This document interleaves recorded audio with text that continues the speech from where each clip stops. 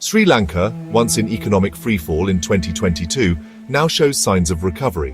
Tourists return, power cuts ease, and the government claims stability. But beneath this surface, most Sri Lankans still face daily hardship, soaring prices, stagnant wages, and a relentless struggle to afford basics. The crisis has shifted from empty shelves to empty wallets. Poverty and anxiety have replaced the chaos of shortages. Official optimism masks a fragile reality. Stability has come at the cost of painful austerity and international bailouts. For many, the so-called recovery is invisible, as families skip meals and dreams are put on hold. The government touts positive GDP growth, but for the average citizen, life remains a battle against rising costs and shrinking opportunities.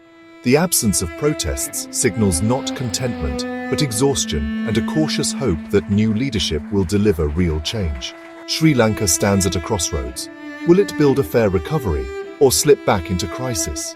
The next few months will decide if this fragile peace holds, or if the nation returns to the brink. The stakes for millions could not be higher. On paper, Sri Lanka's economy is rebounding.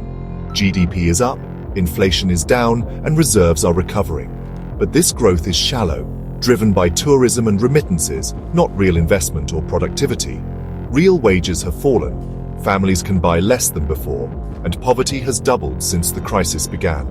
The new poor include once secure middle-class families now struggling to afford food, education, and healthcare.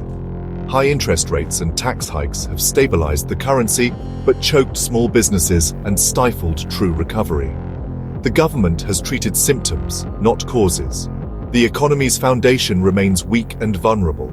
The numbers may look better, but for most Sri Lankans, survival, not recovery, is the daily reality.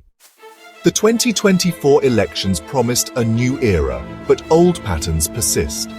Despite pledges of reform, the new government has filled key posts with political loyalties, not experts. Some of the key government organization on the hand of either corruptive or incapable people. Cronyism and patronage continue, undermining trust and stalling real change.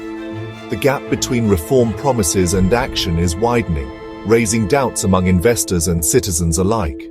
Without genuine commitment to good governance, Sri Lanka cannot attract the investment it needs. The root of the 2022 crisis was failed leadership. Repeating these mistakes risks another collapse. True recovery demands more than new faces. It requires real accountability and reform. Sri Lanka's recovery hinges on tough reforms. Power, state enterprises, tax, and anti-corruption. Yes, now we can see some progress, but yet to come the results. The power sector bleeds money, reforms are blocked by unions, and electricity remains costly for all. Some of the state-owned enterprises drain public funds, but privatizations and restructuring are stuck without attention as programmed before, for some of the state organizations which are not making real inputs to the economy. Tax reforms have raised rates but failed to modernize collection or close loopholes. Anti-corruption laws exist. Now people can see some progress with the present commission.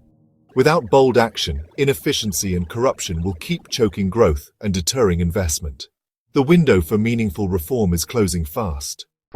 Sri Lanka's crisis is shaped by global pressures as much as domestic ones. International scrutiny, especially on human rights, brings both support and tension. Western aid and trade now hinge on progress in governance and democracy, but nationalist leaders use sovereignty to resist reforms. This risks alienating key partners and pushing Sri Lanka toward less transparent lenders with higher long-term costs. The nation's strategic location makes it a prize for global powers, but also a pawn in their rivalries. Navigating these relationships is crucial. Missteps could cut off aid, stall debt deals, and deepen the crisis. The government must balance national pride with pragmatic diplomacy. The wrong move could leave Sri Lanka isolated and vulnerable. Without urgent reforms, Sri Lanka risks sliding back into chaos.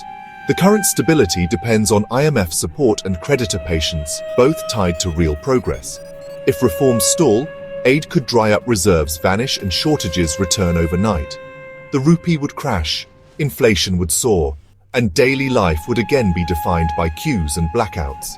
Public patience is wearing thin. another crisis could spark unrest far worse than before. Political stability would unravel, and the country could face a dangerous power vacuum. A relapse would devastate the economy, drive away talent, and destroy international credibility. The cost of inaction is catastrophic. Sri Lanka could become a failed state. The threat is not distant. It is immediate and real. The time to act is now, before the window closes for good. Sri Lanka's struggle is a warning for the world, a test of leadership, resilience, and international solidarity. The government must break with the past, confront vested interests, and deliver real reforms, especially in state enterprises and anti-corruption. International partners must support debt relief and invest in social protection while holding the government accountable. The recovery must be people-centered, not just about numbers. The choices made now will shape not just Sri Lanka's future, but set an example for other nations in crisis. Success would inspire hope. Failure would deepen instability across the region. The world is watching. The moment for bold, principled action is here.